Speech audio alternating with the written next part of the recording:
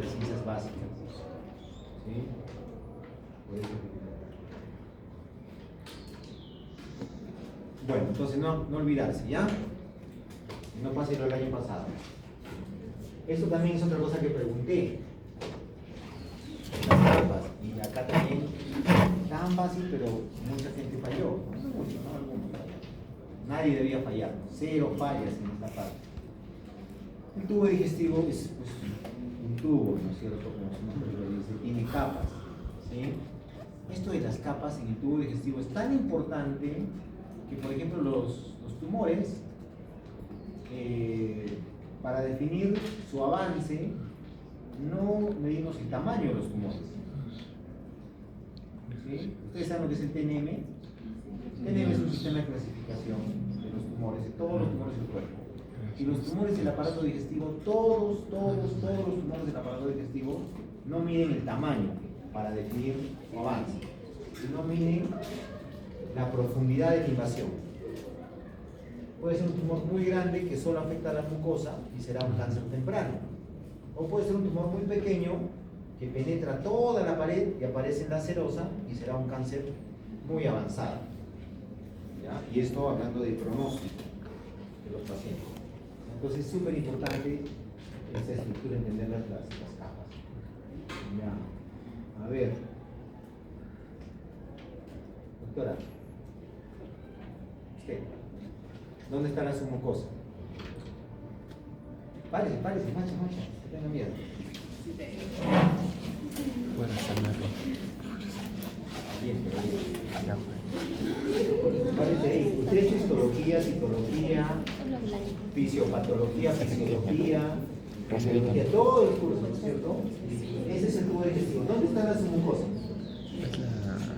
No, mire ahí la ubica. La oscura, la esta, ¿no? Está, o sea, ponga su dedo y no lo mueva. ¿Dónde está la submucosa?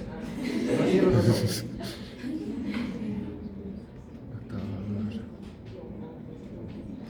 ¿No la sabes, Pero ponga en el centro de una estructura, no ponga ni para arriba ni para abajo.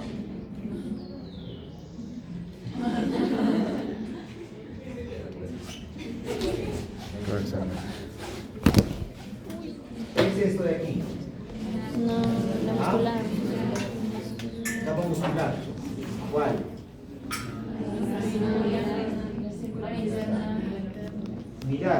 Mirar. ¿Sí? ¿Qué vemos acá? Los transversal. fascículos, ¿no es cierto? ¿Sí? Ya está. Si me pongo a pensar, esto está cortado algo así, ¿no es cierto? Si yo veo esto, estas estructuras, ¿cómo están organizadas en la pared del intestino?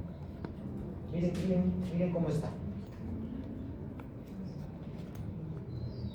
¿Esta es la capa circular o la longitudinal? Longitudinal. Ya. ¿Por qué? Y eso por razonamiento puede salir, ¿no es cierto? Porque si yo corto un tubo donde tiene varias láminas de músculo longitudinal, yo lo corto, va a salir así, estas cosas alargadas. Pero cuando yo corto así, uno que más bien forma anillos, que es la capa circular, va a salir de esta manera, ¿sí? Como monedas, así se ve en el corte, ¿correcto? Entonces lo mismo aquí, la longitudinal externa y la circular interna, ¿ya? Esta es la submucosa, ¿sí, no? Su compañera señaló acá en el límite, ¿no? Bueno, acá viene la cosa un poco más fina, ¿no? La mucosa, la lámina propia, ¿sí? Y la muscular de la mucosa, ¿sí? Bueno, no sé, yo les transmito siempre lo que a mí me pasó, no sé, a lo mejor ustedes lo tienen fácil, ¿no? Yo siempre me confundía, decía, la muscular de la mucosa y la capa muscular, y ahí me hacía volar. La muscular de la mucosa es una capa que favorece el movimiento de los pliegues intestinales para que se absorba con mayor facilidad, ¿sí? Estas capas musculares, los movimientos del bolo alimenticio, ¿sí? Son mucho más macro, lo mueven centímetros por medio intestinal. Este lo mueve unos pocos milímetros en el momento que está produciéndose la función, ¿sí? Claramente la muscular de la mucosa actúa y la mucosa, ¿no? La célula de la mucosa. ¿Sí? Y esta actúa ya como el bolo alimenticio de las capas. Bueno, entonces, no olvidarse, ¿ya?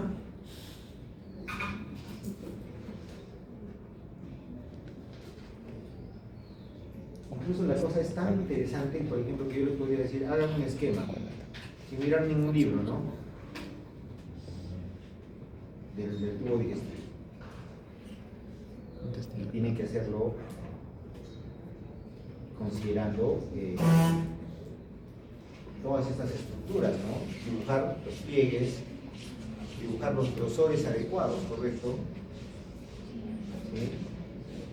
Dibujar los detalles, las estructuras que están dentro de cada cosa.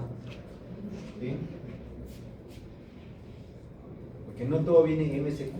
¿Cuál es el gran problema de las MSQ? MSQ es elección múltiple, ¿correcto? El gran problema que está hecha para muchos alumnos, un examen de ingreso, ¿no? A la universidad. Miles que dan y no vamos a calificar, ¿no? Pero si quisiéramos calificar correctamente, lo que deberíamos pedir son esquemas. El año pasado les tomé esquemas a sus compañeros. Esquema del metabolismo. ¿Ya? Y el gran problema es que yo no tengo tiempo, ¿no? Para que luego me arrepentí. Fue buena experiencia, yo creo, para ellos y para mí. ¿Sí? Lo malo fue el tema de que si hubiera más profesores o jefes de prácticas, podrían calificar y todo, y sería más bonito, ¿no? Pero hagan un esquema de metabolismo, ya está. A ver, hagan un esquema de metabolismo. ¿Sí? ¿Dónde empieza, Dios mío? ¿Sí? Pero hagan el intento, ya. No lo voy a tomar, no lo voy a ver, pero vayan a su casa, ¿no? Lean la próxima clase, escuchen la próxima clase, y después para estudiar esos temas se sientan en una hoja grande A3, a mí me gustan las hojas A3, ¿sí? Y se ponen a hacer ahí el esquema integrado del metabolismo, carbohidratos, lípidos. Eso lo tomé el año pasado, fue muy bonito, como digo. Hagan ese intento. Tarea no calificar. Entonces, es otra manera de verlo esquemáticamente, ¿no? Cuando vemos los esquemas lo entendemos un poquito más, ¿no? La mucosa, la muscular de la mucosa, la lámina propia, la submucosa, donde están todos los vasos, la serosa, y vamos a ver más allá. Vamos a ver por parte por parte. Lo mismo aquí, ¿no? Hay enfermedades, hemos dicho, ¿no? Enfermedades que afectan cada una de estas capas de una manera especial, ¿sí? Por ejemplo, trastornos de la motilidad. Son básicamente enfermedades de las capas musculares o de sus plexos nerviosos, ¿correcto? Como la enfermedad de Kirschner. Lo que falta ahí es el plexo nervioso, ¿no es cierto? Bueno, y enfermedades de la mucosa básicamente lo que van a afectar es la absorción, ¿correcto? Las enfermedades de la mucosa pueden afectar muchas funciones, la secreción, por ejemplo, ¿no?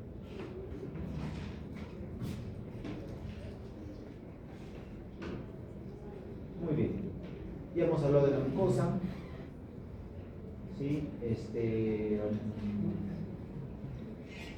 La submucosa es una capa relativamente gruesa, es lo que yo les digo, ¿no? Este es un dibujito, ¿sí? Entonces, como está hecho con mucha propiedad, un esquema hecho con mucha propiedad, ¿sí? Ayuda mucho saber dibujar, ¿sí? Es una capa de submucosa muy consistente. De hecho, cuando nosotros suturamos, tratamos de coger la submucosa porque es lo que le da consistencia a las suturas, ¿sí?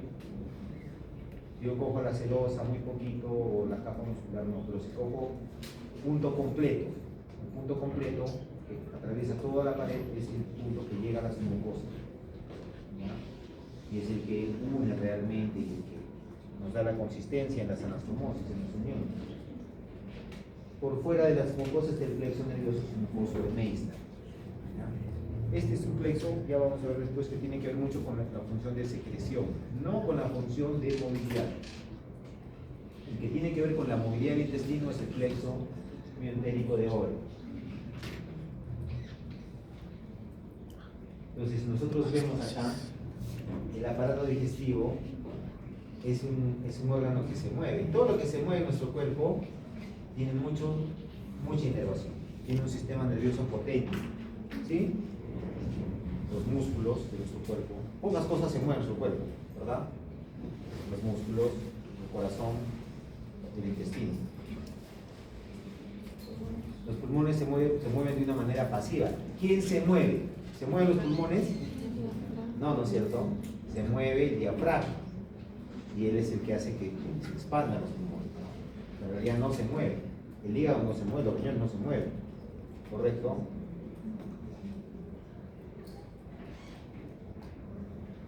Por último, la serosa, la última capa, ¿no? Acá les voy a poner un videito ya para que lo entendamos bien. La serosa también se puede enfermar y también puede producir daños bien importantes. Cuando ustedes encuentran un paciente con ascitis, ese paciente tiene un problema en su serosa. ¿Sí?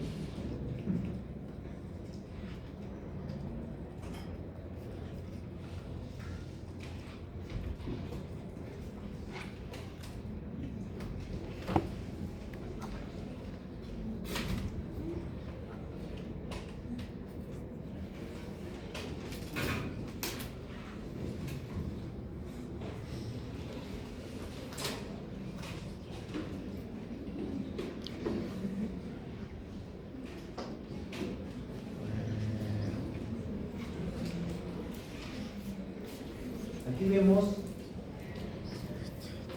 un tejido graso, ¿sí?, que tiene una especie de pavimento. Si yo les dijera, esto es como un plástico que está aquí, ¿correcto? Esto es un plástico. Y yo aquí he roto ese plástico, ¿sí?, en esta parte de aquí. Y ya la grasa se ve de una manera diferente, ¿correcto? ¿Sí? Es como que envolviéramos una grasa con esos plásticos para embalar. ¿Sí? Eso es la serosa, así de fina, pero envuelve todos los tejidos. Incluso en oncología decimos, la cirugía de cáncer es sacar el órgano, la grasa que rodea el órgano y la envoltura de plástico, la cinta esta de embalaje, como para que me entiendan claramente, todo completo. ¿Sí? Respetar eso. ¿Ya? Solo cortarla donde está cerca, donde vamos a cortar las venas y las arterias. ¿Ya? Entonces ahí estamos disecando. Esta de acá es la vena mesentérica superior. ¿Sí la ven? Ustedes nunca la van a ver la vena y dicen, ay, la vena ahí está, ¿no? Bonita, azulita ahí y tal. Se la ve como que por encima, con la grasa encima. Si el paciente incluso tiene más grasa y más gordito, es más difícil de ver. Si es más delgado, pues no se puede ver. Pero ya nosotros, puntos de referencia, no todo en cirugía es puntos de referencia, ya sabemos por dónde va la cosa, ¿no? Nos ponemos y ya empezamos a trabajar ahí, sobre todo en cirugía laparoscópica. Esa es la vena mesentérica. Estamos disecando la raíz, ahí estamos cortando serosa, ¿sí se dan cuenta? Y vamos abriendo, serosa, más serosa. A través de la serosa van todas las venas, las arterias y los nervios que rodean que alimentan al intestino, ¿no? Esto que está acá, ahorita lo van a ver mejor, es el duodeno, ¿ya? El duodeno es un órgano, como hay otros órganos en el abdomen, mayoritariamente retroperitoneales. Hay órganos peritoneales, en donde todos, para que me entiendan, están embaladitos por todos sus lados, ¿no? Y nosotros llegamos a la cavidad y se mueven, ¿no? Pero si cogemos un intestino, todo ese intestino está rodeado de su capa de peritoneo, ¿sí? Pero hay órganos que son retroperitoneales, están detrás, están debajo de esa membrana peritoneal.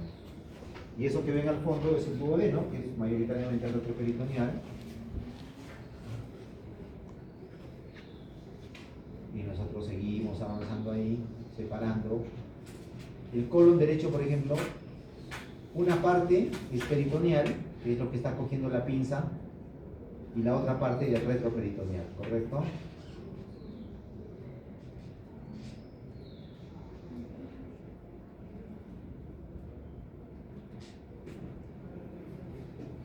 Y esta es la vena mesentérica, ¿no? ¿En qué vena se va a convertir esta vena mesentérica? Esta. ¿Quién?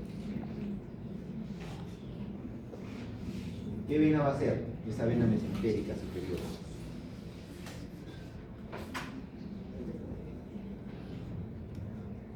A ver, anatomía, ¿ves? No le hacen caso. Han estudiado mucho. Está bien, creo que así es la medicina. Así es la carrera de medicina. Estudiar mucho, entender poco, con fe nomás, en algún momento me va a servir, ¿no? Pero bueno, esa vena inmensa que ven ahí se convierte en la vena porta, ¿no? O la vena esplénica. Es la vena tal vez más importante de nuestro cuerpo. Recoge todos los nutrientes del aparato digestivo. Esta vena recoge todos los nutrientes del aparato digestivo y los lleva al hígado, ¿no? Donde todos los nutrientes son metabolizados. Eso que está ahí disecando ahí es la vena y la arteria iliopendiculocólica, rama de la mesentérica superior. ¿No? Bueno, yo les dije que era cirujano, así que me encanta la cirugía. Y ahí atrás está el duodeno, ¿ven? ¿Sí ven? Sí se nota que es diferente, ¿no? Y el duodeno y el páncreas están ahí detrás.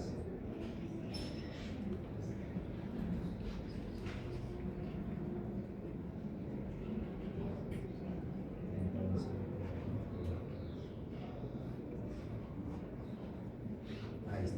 ¿Ve? Esa es la vena, voy a separar la vena de la arteria, ¿no? Esa es la vena, que es más azulita, y la arteria está más blanca, está por atrás. ¿Ve? Y todo así va junto en el abdomen. La arteria con su vena. ¿Sí? Todo, ahí está la arteria, ¿sí? Y ahora le voy a poner un clip y la voy a cortar porque este paciente tiene un tumor de colon y yo lo primero que hago es cortar la vena y la arteria. ¿Ya? ¿Ven? Ahí está. Clip.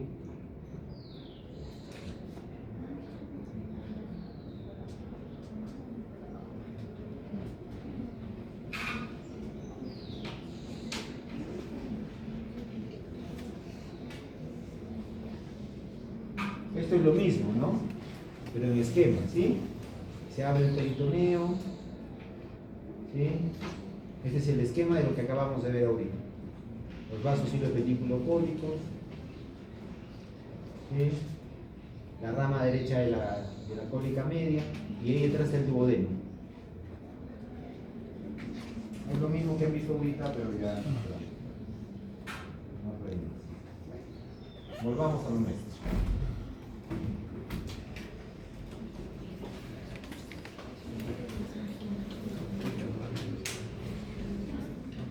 Entonces ahora si les presento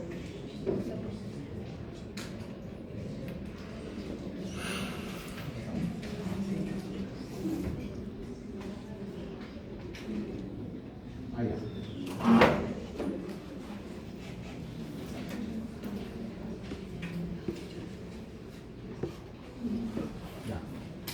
Entienden muy claramente este esquema, ¿no? Si yo les presento el video y ahora les presento esto, entienden esto clarísimo, ¿no? Cómo viene todo y cómo alimenta. Entonces esto es el peritoneo, que es una cavidad, todo está suelto en el peritoneo, todo está comunicado, ¿sí? Y todo está flotando ahí adentro, ¿no? Los intestinos, a través de su mesenterio, lo que les dije, la capa roja del peritoneo. Entonces el peritoneo también se puede enfermar. Tiene su propia dinámica, tiene su flujo. Cuando yo quiero saber, por ejemplo, si hay líquido libre, si el paciente tiene apendicitis o tiene una inflamación, yo tengo lugares donde voy a buscar ese líquido. ¿Por qué? Porque tiene una manera de distribuirse, como lugares de clive. ¿Dónde es? El espacio de Morrison, ¿sí? Que siempre buscamos el riñón, buscamos el hígado. Cuando ustedes hagan ecografía, buscan el riñón y el hígado. Y donde se juntan el riñón y el hígado es un espacio peritoneal. Obviamente no se ve, es virtual. Pero si lo veo que está abierto y se ve el líquido ahí muy negrito, porque el líquido transmite muy bien el sonido, el paciente está juntando líquido, por algún motivo, porque nosotros nunca juntamos líquido. Hay una delgada capa de líquido siempre que permite la fricción entre los órganos, o no permite la fricción, digamos que se deslicen, pero es en una cantidad limitada. Si yo encuentro líquido, hay algo ahí, por algún motivo, hay muchos motivos para acumular líquido, y todos ellos tienen que ver con el peritoneo. Y hay otros órganos que están detrás del peritoneo que se llaman los órganos retroperitoneales.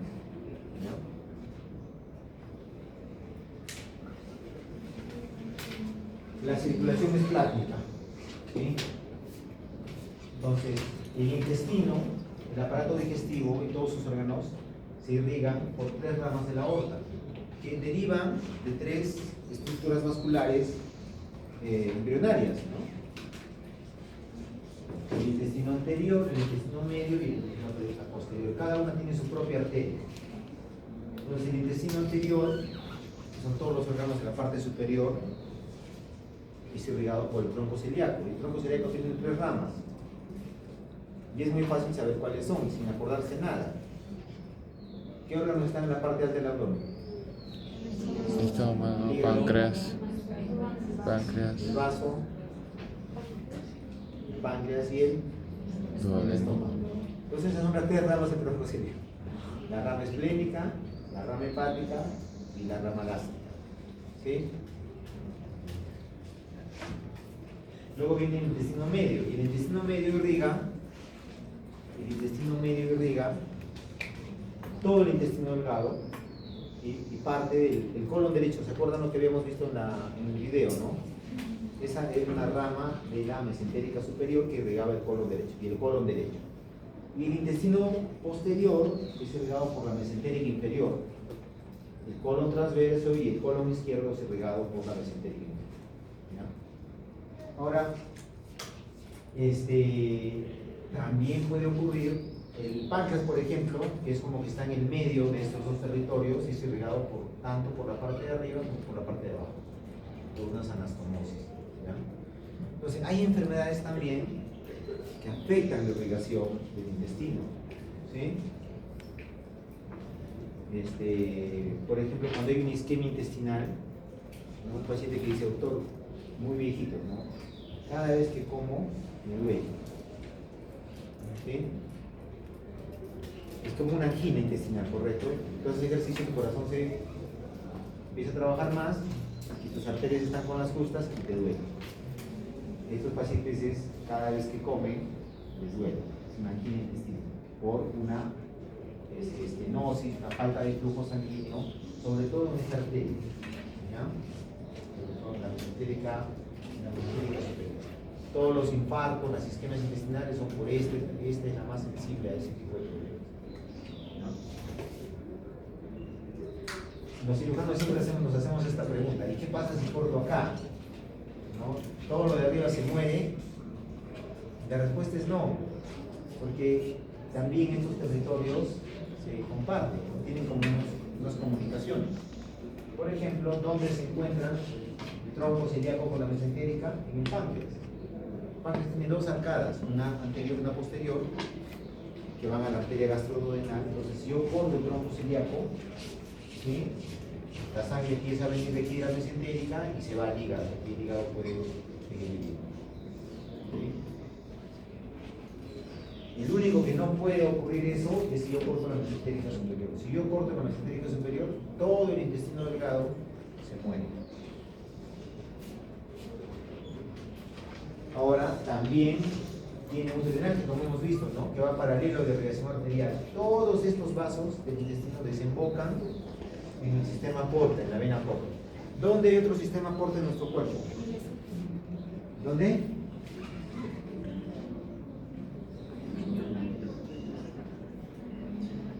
En la hipófisis. En la hipófisis hay otro sistema porta. ¿Ya?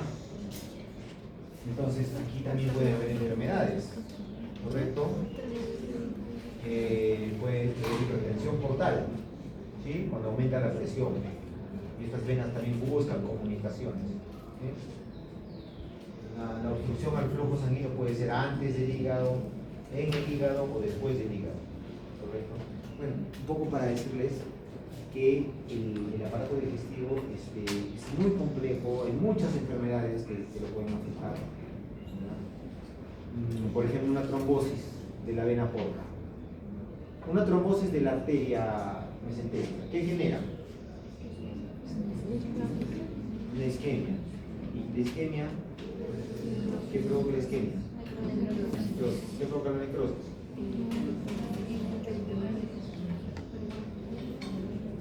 Muerte celular, ya. Necrosis, ya, eso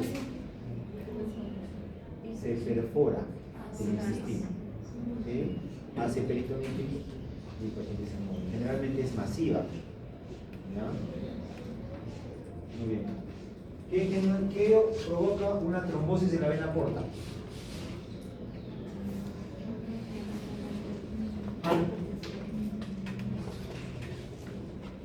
A ver, a pensar. Una necrosis, una isquemia, una perforación, ¿sí?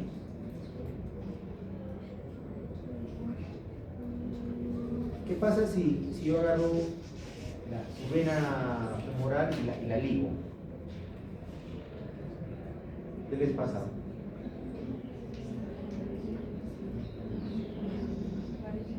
A ver otra vez. Yo agarro la vena femoral de una de sus piernas, ¿ya? Y les seco, y luego agarro y meto un nudo ahí atrás y les amarro completamente su vena femoral. ¿Qué pasa? Aumenta la presión en el Ya, aumenta la presión venosa. ¿Qué más? Lo primero que va a haber es un gran edema, ¿no? Una congestión. No va a haber retorno venoso, entonces esa pierna se va a poner una pierna violácea, ¿correcto? Muy hinchada. Y con el tiempo, ¿qué va a ocurrir? Va a buscar por dónde, ¿no? Va a empezar a dilatar por otros lados y va a haber circulación colateral de retorno, ¿sí? Las varices esofágicas que ocurren en la cirrosis es eso, ¿sí? Es una circulación colateral que busca que la sangre regrese al corazón porque por este medio no puede regresar, ¿correcto? Entonces, si hay trombosis, por eso todo es un poco un tema de pensar. No todo tienes que saberlo, porque es tan grande el conocimiento médico, pero si tienes buenas bases, ¿sí? Te vas a ubicar bien, ¿sí? Yo tenía amigos también que eran muy expertos en eso, ¿no? Estudiaban ciencias básicas tomarlo para gran profesor. A ver, ¿qué pasa? ¿Qué pasa en el intestino? Sí, hay un trombo aquí, trombo de la vena porta. ¿Qué ocurre? También no hay retorno venoso. No va a haber retorno venoso. Lo mismo que en la pierna. Se va a hinchar, se va a poner violáceo el intestino, el paciente se va a poner mal, pero no se va a morir. Es muy diferente un trombo en la arteria que un trombo en la vena, ¿correcto? En general, hay opción de que si tú te das cuenta, primero porque no siempre es fácil darse cuenta, empiezas a dar anticoagulantes, ¿no? Y el coágulo se empieza a alisar y el paciente ahí tiene que aguantar un tiempo, probablemente no pueda comer, ¿no? Porque si todo esté dematizado y no regresa la sangre, no va a funcionar el intestino, ¿correcto? Entonces hay que soportarlo nutricionalmente hasta que empiece a encontrar colaterales o empiece a alisarse el coágulo, ¿ya? Muy bien. Bueno, el tubo digestivo, ahorita vamos a ver sus partes, pero en general vamos a decir que se regula de dos maneras. La primera, por nervios, por neuronas, y la segunda, por sustancias químicas. vamos a llamarle péptidos, hormonas. La regulación nerviosa puede venir de fuera, de nervios que vienen del sistema nervioso central, de la médula espinal y del cerebro, a través del sistema nervioso autónomo, o a través, si se acuerdan, la figurita que vimos de los plexos nerviosos, que son nervios y neuronas que están en el mismo tubo digestivo, y eso se llama el sistema nervioso entérico. ¿Ya?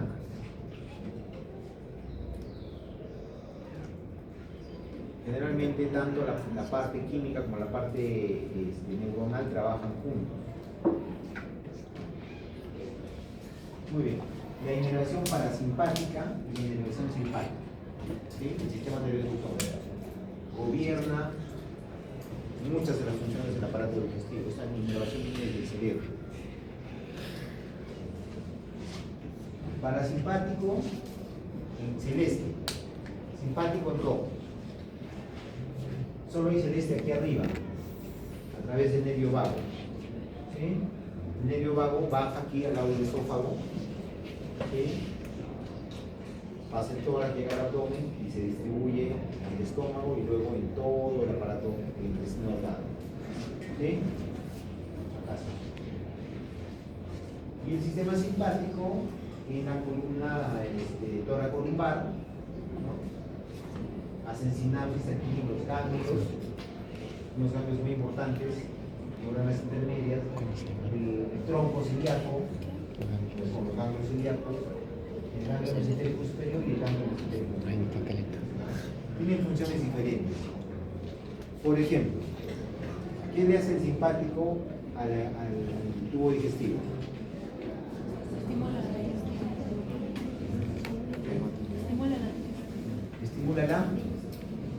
Estimula la digestión. ¿Verdadero o falso? El sistema simpático siempre nos va a preparar para la lucha o huida. ¿Sí? O sea, para una situación de estrés. Entonces, en una situación de estrés tú no puedes estimular la digestión. ¿Sí? La digestión se estimula en situaciones de tranquilidad, de calma, de paz. Entonces, ahí actúa el parasimpático. El parasimpático sí estimula. Entonces viene el nervio vago, ¿no? Ya les he contado. De pronto yo voy y corto el nervio vago. Lo corto así, completamente. ¿Qué pasa con esa persona? Ya no va a poder comer. No va a funcionar bien su tubo digestivo. ¿Va a funcionar bien? No. ¡Sí! ¿Por qué? Porque hay un sistema nervioso entérico, ¿sí?, que funciona a través de reflejos. De hecho, hay una operación que es la gastrectomía, que les comenté el otro día. Cuando nosotros cortamos el estómago, total o subtotal, por un tumor, siempre cortamos los nervios vagos, totalmente. Los troncos vagales se cortan. Y después el paciente lleva una vida completamente normal. Porque quien gobierna toda la función digestiva es el sistema nervioso entérico, el sistema nervioso propio del aparato digestivo. 100 millones de neuronas. ¿Cuántas neuronas tenemos nosotros en nuestro cuerpo? 100.000 millones de neuronas. Entre 1000, 100 millones. De cada 1000 neuronas en nuestro cuerpo, una está en el aparato digestivo. Y no hay otro órgano, otro sistema que tenga más neuronas, obviamente sacando al cerebro, que el aparato digestivo. ¿Ya? Alguien le puso un nombre a un autor del segundo cerebro, que decía el aparato digestivo. Entonces, todo ocurre a través de reflejos cortos. Todo el funcionamiento ocurre, yo puedo bloquear la inervación simpática y la inervación parasimpática. Les doy un ejemplo de cómo bloquear la inervación parasimpática. Bueno, hay pacientes que tienen mucho dolor por algún motivo X, mucho dolor visceral, toman dosis muy altas de morfina, por ejemplo, con efectos colaterales muy severos, y en esos pacientes vamos al plexo celíaco, que está encima de la aorta, ¿sí?, y con unas agujas muy finas que se colocan por la parte posterior, se colocan sustancias como alcohol absoluto o radiofrecuencia que destruyen a las neuronas de los ganglios celíacos. Y la sensación dolorosa disminuye mucho también, pero ahí no solo mueren las vías sensitivas, también mueren las vías simpáticas que pasan por allí, ¿correcto? Entonces yo puedo quitarle el simpático y el parasimpático y el aparato digestivo va a seguir funcionando. Entonces, hay unas neuronas aferentes que pueden estimularse por químicos de los alimentos, ¿sí? Hay interneuronas, neuronas intermediarias, y hay neuronas efectoras que pueden ser que estén en el músculo generando movimiento o pueden secretar sustancias, enzimas u hormonas, ¿no? Entonces el proceso de digestión es muy complejo. Entonces todo empieza con una neurona sensitiva, ¿sí? Neurona aferente intersticial primaria que recibe un estímulo, se conecta a una interneurona, ¿sí? Pero también se puede conectar al sistema nervioso central. Todo lo que pasa en nuestra barriga tiene muchos mecanismos centrales también, ¿no es cierto? Por ejemplo, vomitar, ¿sí? Vomitar es una... O sea, no solamente que tú revuelves, ¿no? Sino va asociado a una sensación de emociones muy desagradables, ¿correcto? Entonces, por esta conexión tan fuerte que hay entre el proceso digestivo y el cerebro. Entonces, esta interneurona puede ir al plexo mioentérico y generar una respuesta motora, o puede ir a la mucosa y a la submucosa y generar secreción de hormonas o de enzimas.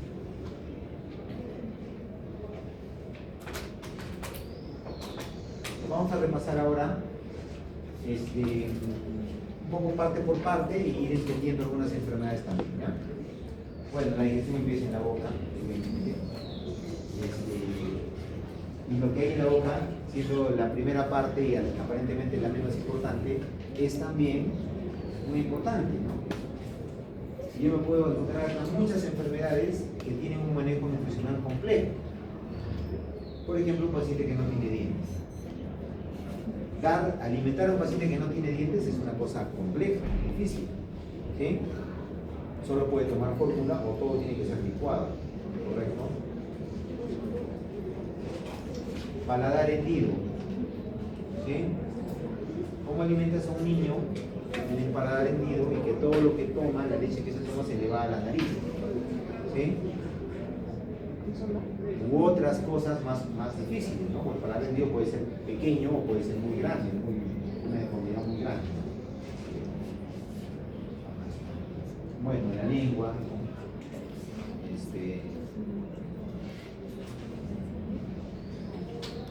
La masticación, que es la mezcla de los alimentos con saliva y que los alimentos sean triturados a partir de la acción mecánica de la ella empieza a actuar ya la amilasa salival.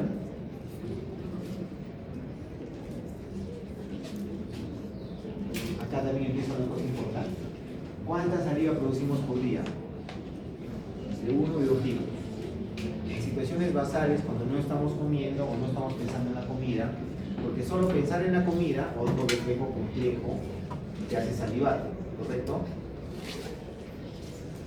Nosotros producimos en situaciones basales 0.5 mililitros de saliva por minuto. ¿Cuántos minutos hay en el día? 1440. Hasta cuando dormimos, seguimos produciendo saliva a este ritmo, medio mililitro por minuto. ¿Sí?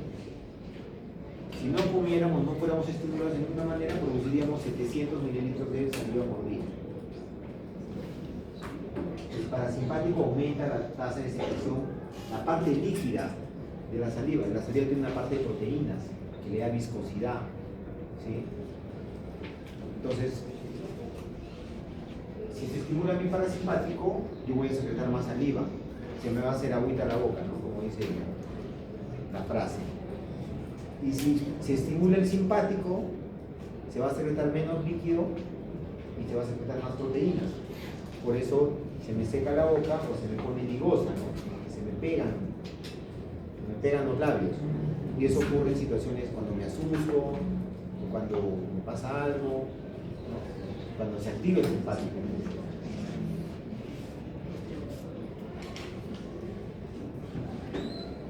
Estas son las funciones de la saliva, ya las vimos la mayoría. Hay enzimas antibacterianas como la lisozima y hay mucha inmunoglobulina A. Eso lo vamos a ver en otro capítulo.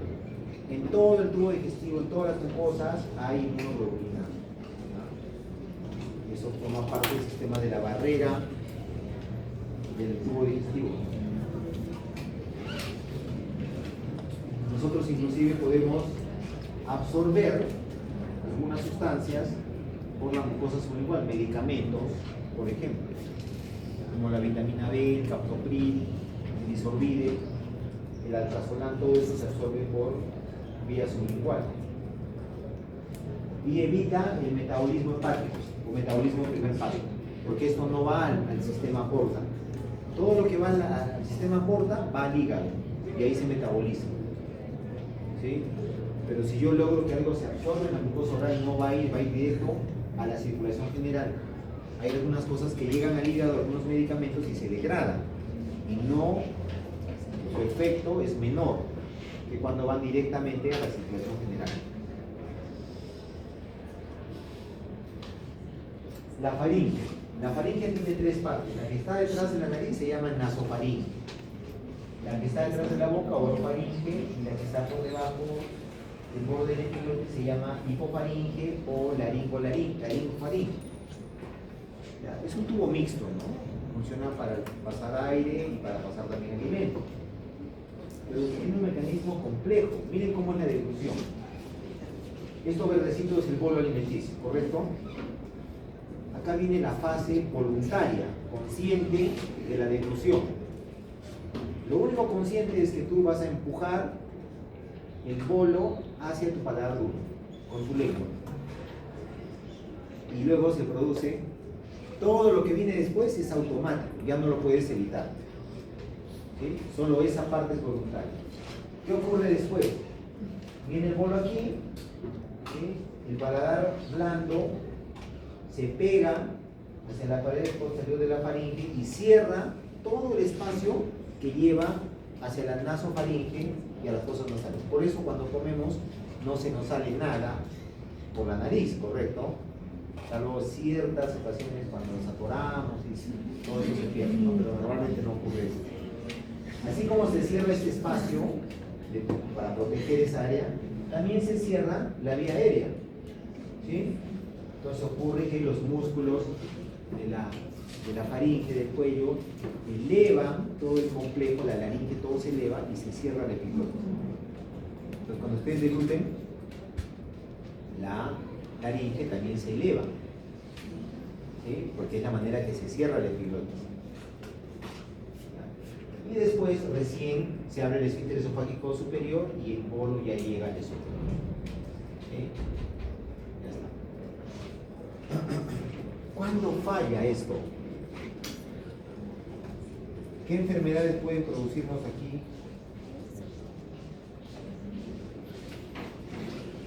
Disfagia orofaringe. ¿Sí? Un paciente tiene disfagia, problemas para deglutir los alimentos, entonces no se va a alimentar adecuadamente. Enfermedades neurológicas, ¿sí? Accidentes cerebrovasculares, enfermedad de Parkinson, Alzheimer, otras demencias, debilidad muscular severa. ¿Sí?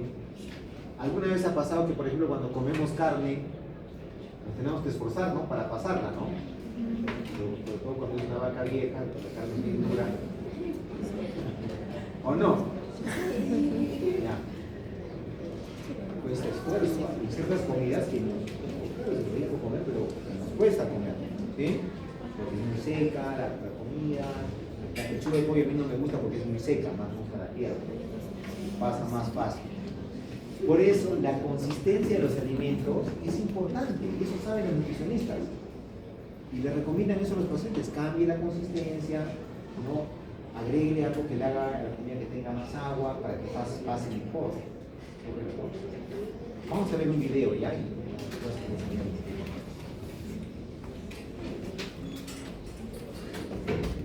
Disculpen, no tengo. Me acabó el pago y el pago es con eso.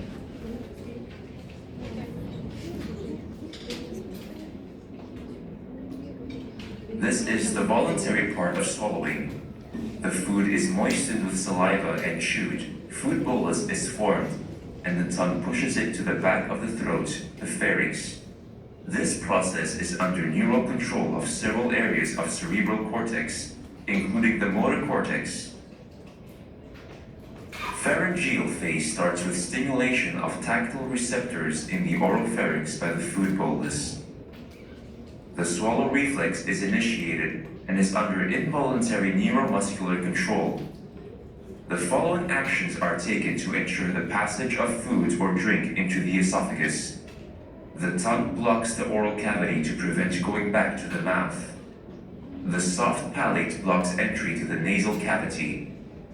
The vocal folds close to protect the airway to the lungs. La boca también bloquea, ¿no? Si se dan cuenta, yo me olvidé decirles eso. La lengua bloquea la salida de la puerta de adelante, ¿no es cierto? El paladar blando bloquea la puerta de arriba, ¿sí? La epiglotis bloquea la puerta de la tráquea y eso solo queda una puerta que es la del esófago. The larynx is pulled up with the epiglottis flipping over, covering the entry to the trachea. This is the most important step since entry of food or drink into the lungs may potentially be life-threatening.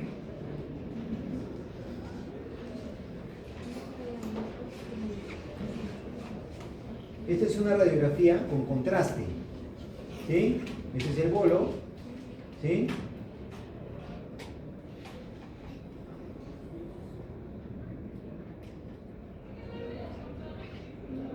¿Vieron?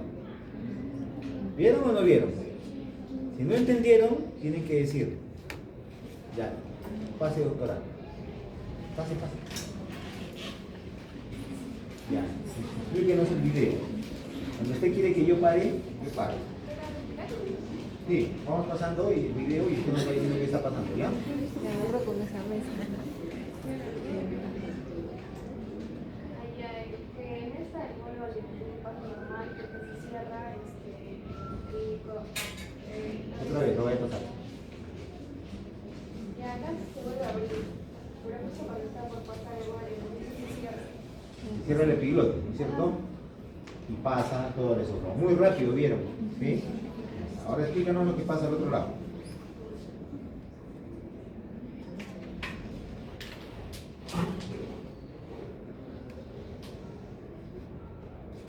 Primero se acumula y luego cuando va a la segunda ejecución se regresa a la tráquea. Yo no hice la correcta del video.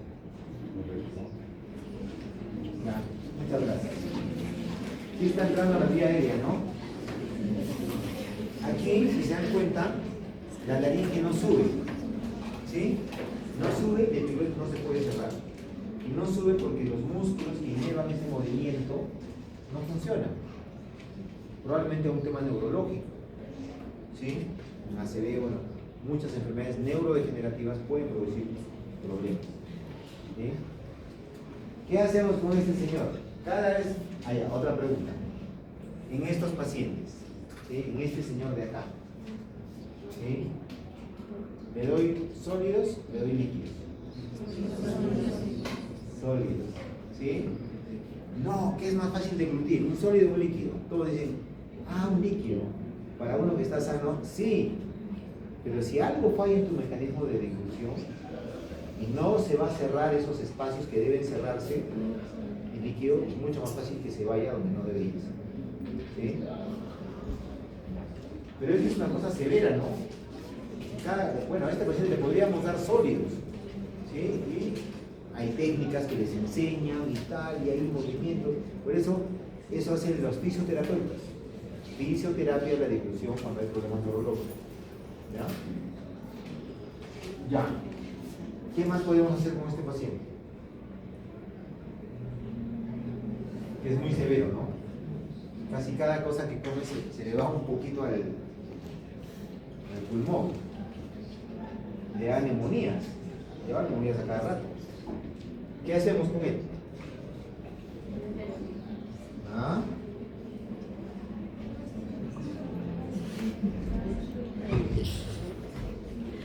Nutrición parenteral. ¿Sí o no? No. Ya, siempre los cuentos, ¿ya? Bueno, una historia así. Tengo un amigo que trabajó del colegio, yo le atendí a su mamá, ¿ya? Y le di un ACV troncular. Entonces, es como lo que han visto ahí, una cosa así. No mueve los músculos del cuello, o se mueve la mitad y la otra mitad no se mueve. Todo se le iba y se enfermaba rara. Gastrostomía. ¿Sí? Gastrostomía, tenía su sonda y yo la atendí, fui a ver su gastrostoma, le cambié, le hice una revisión. Y la señora vivió 2 o 3 años con su gastrostoma, claro, con limitaciones neurológicas. ¿Sí? Recordar, mucha gente vive con severas limitaciones. ¿Sí? Y a veces son pacientes que no gustan. Uno siempre busca, sí, qué bonito, qué tal, está bien, el que va a salir caminando del hospital y súper bien, gracias, ahora estoy súper, ¿no? Pero mucha gente no sale así. Igual uno como comunidad quiere, ¿no? No tiene una muy buena calidad de vida, pero uno quiere que se muera. Tu mamá, por más de que viva postrada, viva con su gastrostoma, difícilmente camine, etcétera, tú la tienes. ¿Sí? Tiene un tema neurológico severo ahí, pero tú quieres que viva y que esté ahí, y la atiendes y la cuidas. Mucha gente vive así, ¿no? No solo vamos a ver pacientes que van a llegar mal y nosotros los vamos a entregar súper bien, ¿no? Muchos no.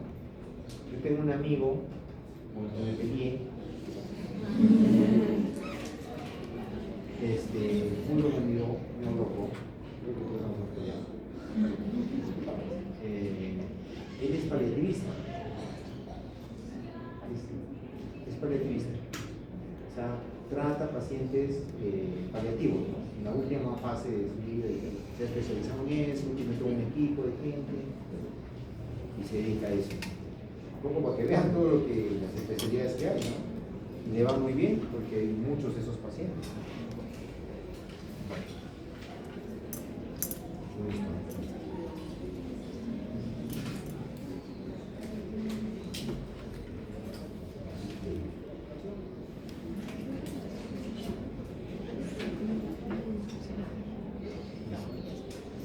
Bueno, aquí están, ¿no? Todas las causas de disfagia orofaringe. ¿Sí? El esófago, ¿no? El esófago es una parte del intestino que tiene una función muy mecánica. ¿Sí? Todas las demás partes tienen funciones metabólicas muy interesantes, secretan cosas, enzimas, sustancias, hormonas, ¿ya? Pero el esófago es como que muy mecánico, no solo es paso al alimento y ya está, pero sigue siendo muy importante. Entonces, vamos a partir del esófago vamos a hablar de patrones de movimiento intestinal. ¿Cómo se mueve el intestino? ¿No? Hemos visto que se mueve a partir del sistema nervioso entérico, pero ¿cómo? Son cuatro tipos de movimientos: peristalsis, secretación, manejo motor migratorio interdigestivo y la movilidad del colon. ¿Qué es la peristalsis? Es la propulsión, es llevar el intestino de la parte proximal del intestino hacia la parte distal. ¿Ya? Todo ese movimiento que empuja. ¿Ya? Como todo en el sistema nervioso entérico, empieza en una neurona aferente, tercial primaria, va a una interneurona y luego va a una neurona motora excitatoria para generar contracción en una parte y relajación en otra. Ustedes se dan cuenta, la peristalsis siente el estímulo de la presencia del polo en una parte del intestino, digamos el esófago. ¿Sí? Hay la contracción a nivel donde está el bolo alimenticio, se contrae, ¿sí? Lo que está por debajo se relaja, se abre. De esa manera no hay resistencia y el boro fluye hasta que encuentra otra zona de resistencia. Y ahí genera nuevamente el mismo fenómeno, ¿no? Contracción aquí a ese nivel y relajación por debajo, y así el bolo alimenticio va avanzando. ¿Ya? La contracción está mediada por la acetilcolina y la relajación por el óxido nítrico y el péptido intestinal vasoactivo. Acá van apareciendo, por ejemplo, este nombre, ¿no? Péptido vasoactivo. ¿Sí? Este es se comporta como un neurotransmisor o como una hormona en otros casos que tiene funciones bien específicas. ¿Quién produce el péptido intestinal vasoactivo? El intestino, el propio intestino lo produce. ¿Sí?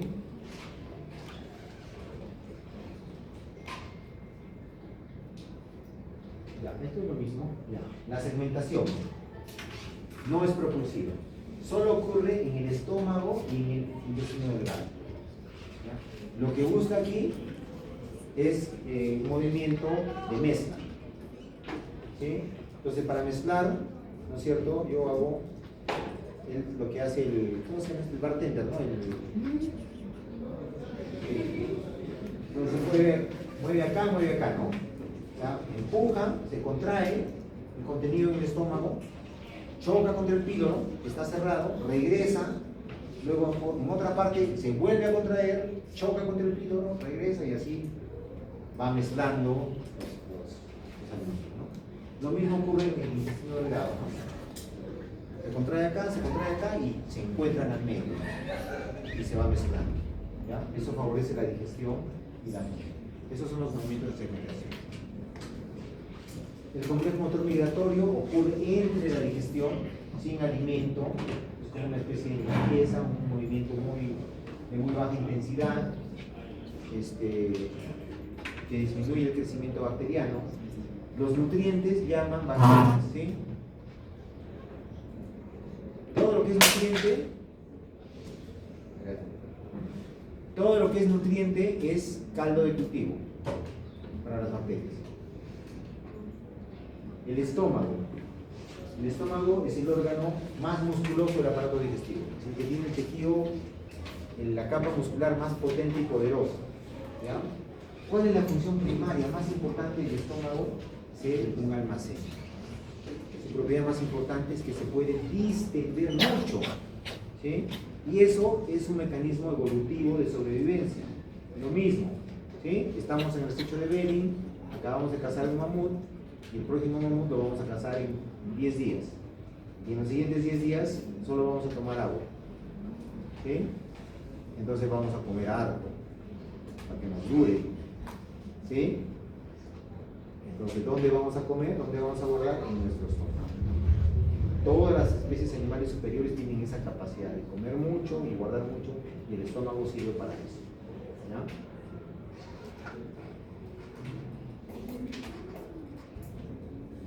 Esto lo vamos a pasar un poquito, me voy a ir directo acá.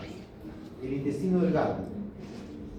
El intestino delgado es la parte más importante del tubo digestivo, porque es la que lleva la función primaria. En ninguna de estas partes, salvo en la cavidad oral, tal vez en el estómago también un poco de absorción, pero no se absorbe mayormente nada. Donde se empieza la absorción, que es la función última del intestino, es en el intestino delgado. Entonces, el intestino delgado tiene 3 partes: el duodeno, que empieza en el píloro y termina en el ángulo de 3, que tiene 30 centímetros más o menos. El yeyuno, no hay un punto claro dónde termina, empieza en el ángulo de 3, pero no se sabe dónde termina, y el ilium, que es la parte final, ¿no? Que termina en la válvula ileocecal. ¿Ya? Mide entre 3 y 7 metros, el intestino delgado es variable, ¿sí? No todas las personas miden igual. ¿Cuál es la conclusión aquí? Tenemos mucho más intestino del que necesitamos, ¿sí? Nuevamente, lo que la naturaleza nos hizo la naturaleza. Estamos hechos para el hambre, para aguantar el hambre, para comer hoy día y no saber cuándo vamos a volver a comer, ¿sí? Para vivir en la naturaleza salvaje. En la naturaleza salvaje puedes comer hoy y no sabes cuándo vas a volver, ¿sí? Entonces estamos viviendo en este tiempo moderno en una situación, digamos, no diría natural, ¿no? Podría ser un poco antinatural. ¿Sí? En donde comes cada 8 horas, ¿no? Estiras la mano y la comida está ahí. ¿Sí? Entonces, eso nos puede llevar a perder muchas facultades. ¿Sí? Siempre a mí me gusta esta película, ¿cómo se llama? Los zombies, Walking Dead, ¿no? Las películas de los mundos post-apocalípticos, ¿sí? Porque es como que la civilización desaparece y volvemos, ¿no? al mundo salvaje, ¿sí? De hecho, en el Walking Dead, los que tienen más posibilidades de sobrevivir son los que mejor recuperan esas habilidades de sobrevivencia, ¿sí? Que aprenden a matar, por ejemplo, a aguantar el hambre, etcétera, ¿no? Que los que viven protegidos, ¿no? Entonces, siempre pensar, ¿no? Lo que nos hace la sociedad. Eso el ChatGPT, inteligencia artificial, que hace todo por ti, ¿no es cierto? Puedes hacer una ponencia con ChatGPT, ¿no es cierto? O te puedes copiar. El primer año que enseñé, les hacía hacer exposiciones, pero muchos grupos, primero que de 6 trabajaban 2 o 3, ¿sí? Y luego a veces esos 2 o 3 se copiaban, descargaban una presentación del internet y te presentaban eso. Pero la aprendían más o menos bien y luego te la decían. Entonces, eso también te quita facultades, ¿no? ¿Sí? Te quita facultades, porque lo que dice el ChatGPT es verdad o no es verdad.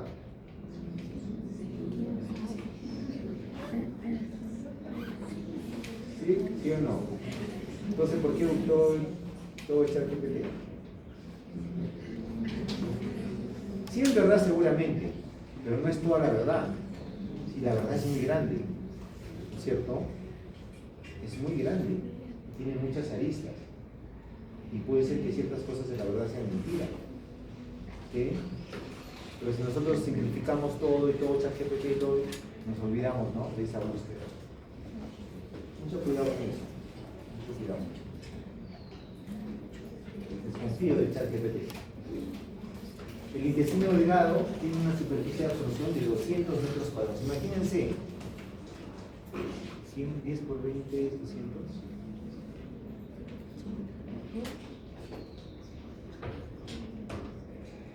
200 metros cuadrados de absorción, un terreno inmenso de una superficie absortiva. Pero en realidad esto se da porque hay dos mecanismos que aumentan esa superficie. Las vellosidades intestinales y las microvellosidades que están en el borde apical de la mucosa, en el borde del cepillo. ¿Sí? Esas hidrataciones hacen aumentar la superficie de absorción.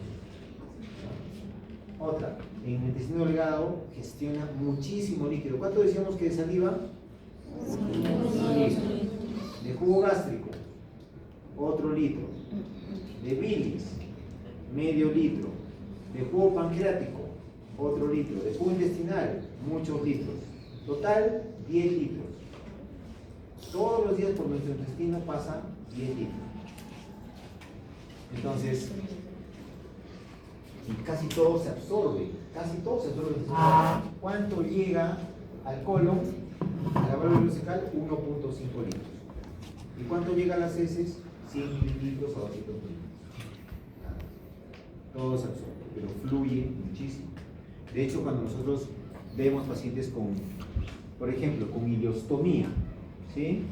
¿Qué es un ileostoma? Es sacarle el intestino para afuera, el líquido para afuera, ¿sí? El paciente va a tener un flujo muy grande. Si le sacamos el yeyuno, peor, ¿sí? Entonces, y demora un tiempo en adaptarse, y de hecho los pacientes pueden comer, comen, pero no les podemos dar de alta, porque cada vez que al día, ¿cuánto les sale? 2 litros, 3 litros, 4 litros por estómago. Entonces necesitan, no pueden consumir todo eso, tienen que quedarse en el hospital mucho tiempo, hasta que su intestino se adapte o hasta que puedan ser reoperados. Muy bien, vamos a repasar rápidamente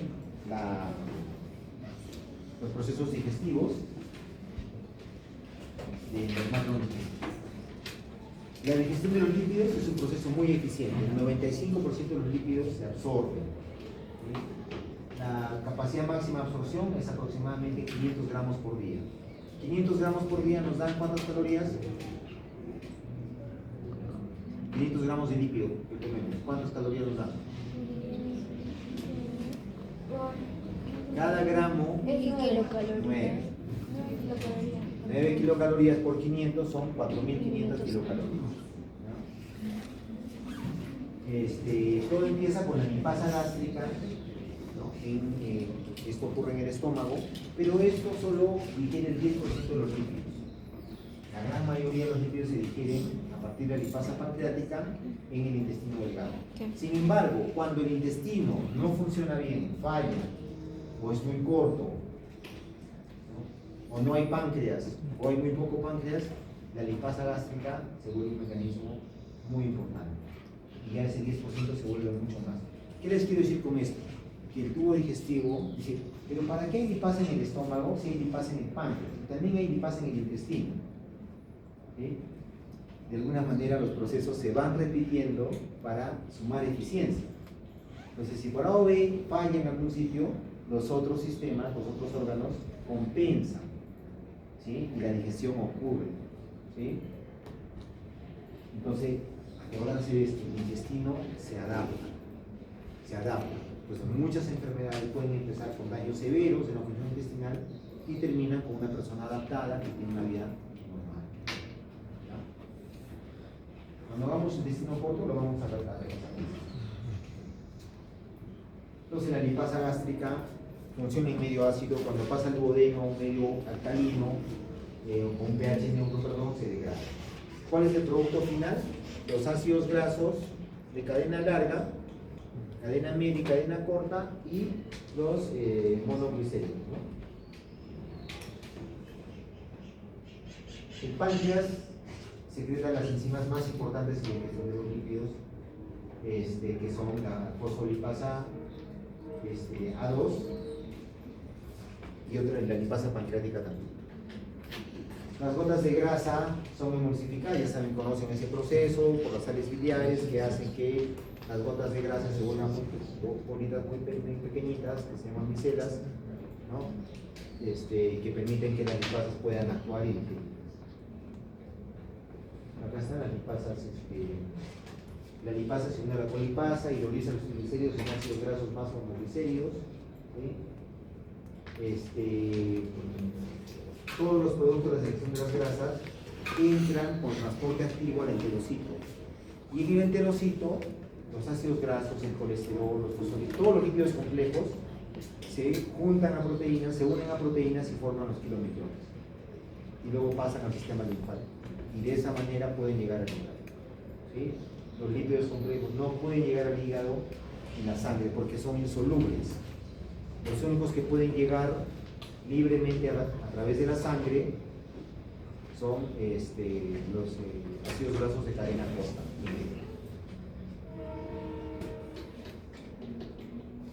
Los ácidos biliares, ¿no?, que acompañan este proceso, que se secretan en la bilis, se liberan de los ácidos grasos de la grasa del intestino y se reabsorben en el hígado. Eso se llama circulación enterohepática.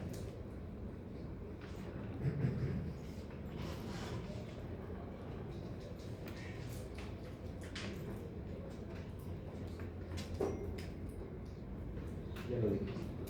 Las proteínas, la digestión de las proteínas se inicia en el estómago con la pepsina gástrica.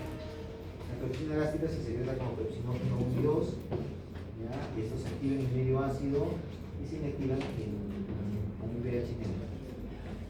En realidad el estómago, como ya decimos, su función primaria es un almacén. Inicia el proceso digestivo, pero no es el órgano donde ocurre mayormente el proceso digestivo, sino es el intestino delgado. Sin embargo, con lo poco que ya digiere el estómago, se liberan aminoácidos y péptidos que activan a ciertas hormonas que estimulan la secreción de las enzimas pancreáticas, por ejemplo, que son las más importantes en la digestión de las proteínas. La enteroquinasa es una enzima que está en el borde del cepillo y en la presencia de estos biliares convierte el tripsinógeno en tripsina y esta a su vez la tripsina activa los demás procesos. Los productos resultantes son aminoácidos y oligopéptidos. Los oligopéptidos son degradados por otras enzimas que están en el borde del cepillo, ¿ya? Y finalmente nos quedan aminoácidos, dipéptidos y tripéptidos. Todos estos son transportados al interior del enterocito y los dipéptidos y tripéptidos son degradados en el citoplasma del enterocito, de manera que a la sangre solo pasan aminoácidos.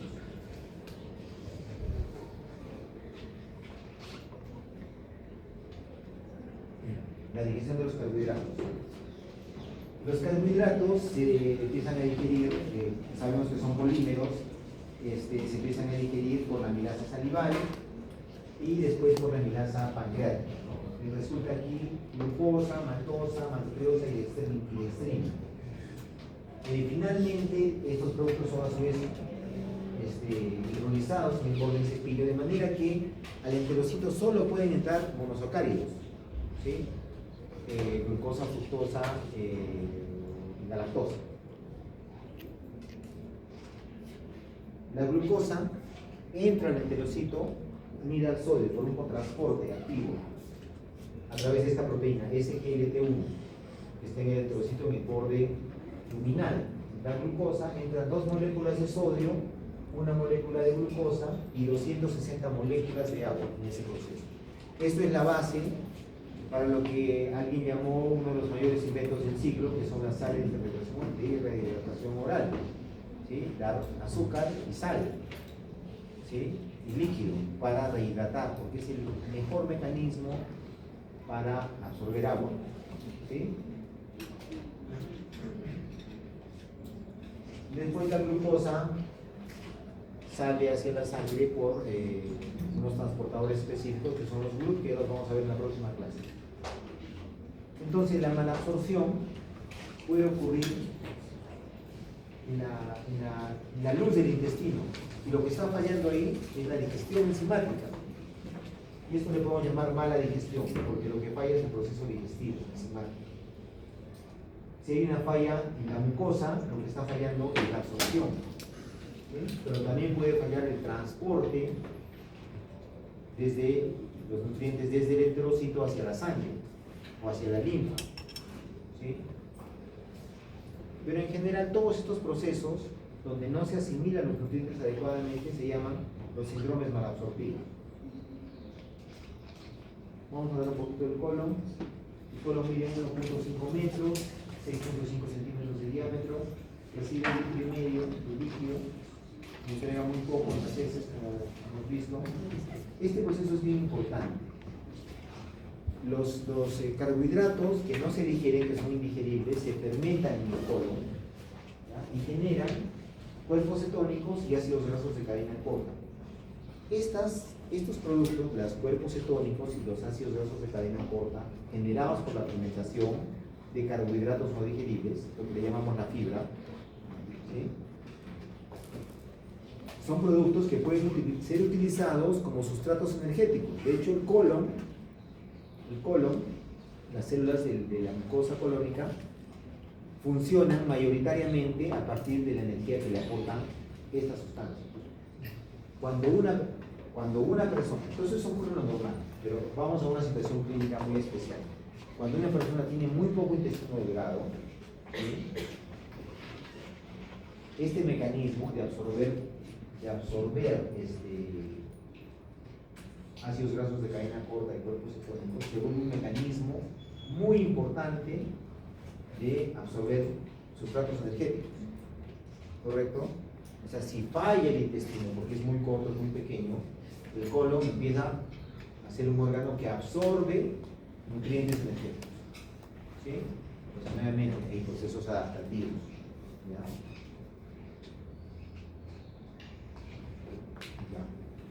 Vamos a terminar con esto. El aparato digestivo secreta.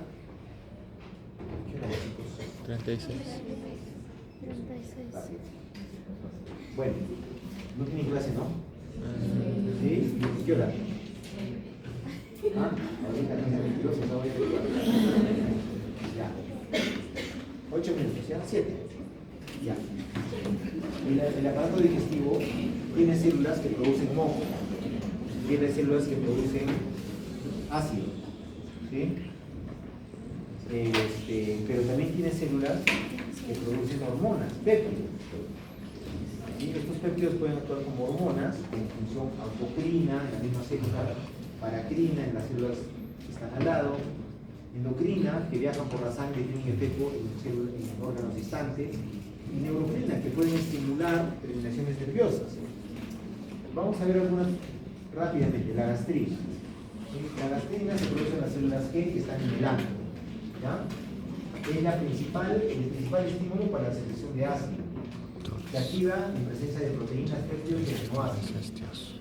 La somatostatina inhibe la secreción de gastrina en las células cerebrales. Hay enfermedades que pueden ir con hipergastrinemia. Generalmente las enfermedades que no se secreta ácido por algún motivo, por ejemplo la gastritis atrófica. Se daña la mucosa del estómago, no se puede secretar ácido y en respuesta, porque hay un feedback ahí, un feedback hormonal, la secreción de gastrina aumenta, tratando de compensar. ¿Sí? Pero también puede haber una hipergastrinemia primaria, cuando hay un tumor que secreta gastrina, el síndrome de Sjögren-Heredia. La colecistoquinina. ¿Por qué le llaman colecistoquinina? Porque es una hormona que estimula la contracción de la vesícula biliar. Entonces, ¿cuándo se estimula la vesícula biliar? Cuando comemos grasa, ¿correcto? Tiene que salir bilis, el tubo digestivo entonces se contrae. Entonces, si la colecistoquinina ocurre en esa situación, no solamente la vesícula se va a estimular, sino muchos otros órganos, ¿no? La secreción gástrica, la secreción pancreática, se estimulan ante los alimentos, cuando estamos comiendo. Entonces, esa es otra función de la colecistoquinina, secretada por las células I, ¿no?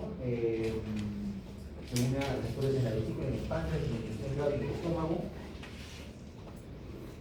Pero también tiene un efecto de disminuir el apetito.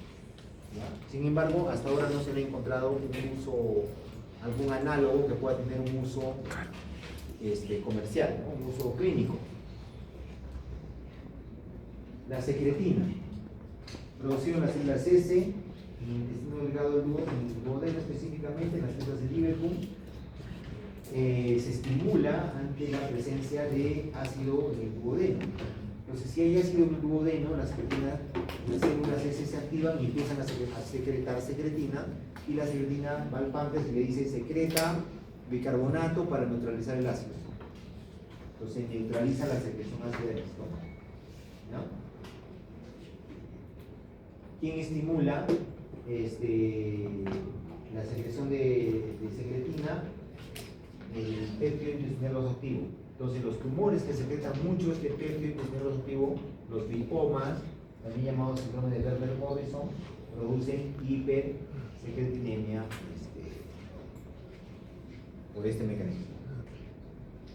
Péptido intestinal vasoactivo es un péptido modulador de la contracción del músculo liso intestinal, relaja el músculo liso y vasodilata los capilares. Actúa en el esfínter de Oddi y en el esfínter esofágico superior, y aumenta la secreción de líquidos, electrolitos y de bilis. También se comporta como un factor de crecimiento, promueve la proliferación de las células digestivas. Las células digestivas son las que tienen, junto con las células de la médula ósea, el mayor recambio, el menor tiempo de recambio, el menor tiempo de vida. Constantemente se están renovando.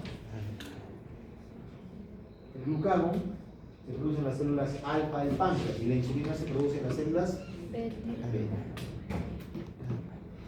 Pero también se produce en las células E del intestino, el glucagón. Tiene receptores en el hígado. ¿Qué hace la insulina en el hígado? ¿Qué promueve? Dos procesos, la glucólisis y la formación de glucógeno. Entonces el glucagón promueve lo contrario, ¿sí? La degradación de glucógeno y la formación de glucosa a partir de otros precursores. Ese proceso se llama gluconeógenesis. ¿ya? O sea, es una contrahormona de la insulina, ¿ya? Entonces su secreción se regula a partir de la glicemia sanguínea. El GLP-1 y el GLP-2, ¿qué significa el GLP? Glucagon-like peptides, son péptidos similares al glucagon, se producen en las células cerebro que se encuentran a lo largo del intestino delgado, principalmente el hilo y el colon también. Tiene un efecto de inquinatina. ¿Qué es una inquinatina? Es una sustancia que promueve la secreción de insulina. El 50% de la insulina se produce a partir de la acción del GLP. ¿Ya? Tiene otros dos efectos importantes. Inhibe el vaciamiento gástrico, retarda el vaciamiento gástrico, y tiene un efecto anorexígeno en el sistema nervioso central. De hecho, hay un análogo de esta molécula que tiene un uso clínico que se llama liraglutide. ¿Han escuchado? Entonces, la Saxenda, ¿no? Es un nombre comercial la Saxenda. Entonces se usa para bajar de peso. Y se puede bajar hasta 10 kilos de peso tomando este medicamento. Para que vean. La somatostatina. Nuevamente, su nombre lo dice, somatostatina, ¿no? Yo escucho esto y digo, todo tiene que decir, todo tiene que parar, ¿no? Tiene que parar el cuerpo, somato, cuerpo, statina, detener, ¿no? Entonces, inhibe las secreciones gástricas, intestinales, biliares, pancreáticas, disminuye el flujo sanguíneo esplástico, la circulación de los intestinos disminuye y disminuye la motilidad. O sea, todas las funciones del intestino se paran, la secreción, la irrigación, la motilidad, todo. ¿Ya? Producida por las células de enteroendocrinas y por las neuronas del sistema nervioso entérico. También tiene un uso clínico la somatostatina. Por ejemplo, en las fístulas. ¿Sí? Cuando hay una fístula y yo quiero secar el intestino para que no fluya y cierre más rápido, fístula pancreática intestinal, yo puedo usar un análogo de esta sustancia y lograr ese efecto. ¿Ya? La grelina es un péptido que tiene un efecto en el sistema nervioso central generando la sensación de hambre. ¿Ya? Cuando se opera la manga gástrica, que es un tipo de cirugía bariátrica, donde retiramos el fondo, la curva mayor del estómago, toda sale. Entonces, los pacientes, el efecto es que no tienen hambre. No solo se llenan rápido, la manga gástrica no solo se llena rápido, sino va a morir de hambre, ¿no? Está acostumbrado a comer harto. Y no solo ocurre que ya se llenan rápido, sino que no tienen hambre. Te lo dicen los pacientes, ¿no? No me da ganas de comer. Como un poco, me lleno rápido, pero me quedo tranquilo. ¿Ya? Este es el efecto. Ya. ¿Podemos vivir sin boca? Sí, podemos vivir sin boca. ¿Sí? Cuando gastrostoma, ¿correcto? ¿Podemos vivir sin faringe? Sí, podemos vivir sin faringe. De hecho, cuando hay cáncer de faringe, hay una operación que le retiran toda la faringe. A veces se puede subir el estómago aquí arriba, eso se llama ascenso gástrico. ¿Ya? O se puede poner un segmento de intestino, es un injerto libre, ¿sí? Un tubo con su irrigación, se hace microcirugía y se hace una unión allí. ¿Podemos vivir sin esófago? Lo mismo, un ascenso gástrico. Cuando hay cáncer de esófago, en pocos casos que se pueden operar, se retira todo el estómago y se sube el estómago hasta aquí arriba. Un estómago civilizado, no es el estómago grande, sino se lo. ¿Puedo vivir sin estómago? No me digas que sí. Claro que sí. Y los pacientes ni siquiera se dan cuenta que no tienen estómago. Voy a contar otro chiste, ¿ya? Yo tengo un amigo con el que juego fútbol. ¿Ya? Yo juego fútbol en mi casa. Mi amigo, el Reca, es un chico, por ahí 50, hace 10 años le operaron el estómago, le quitaron el estómago, ¿ya? Porque dio cáncer de estómago. Súper bien, ahora el chico juega fútbol, come bien, uno lo ve y dice,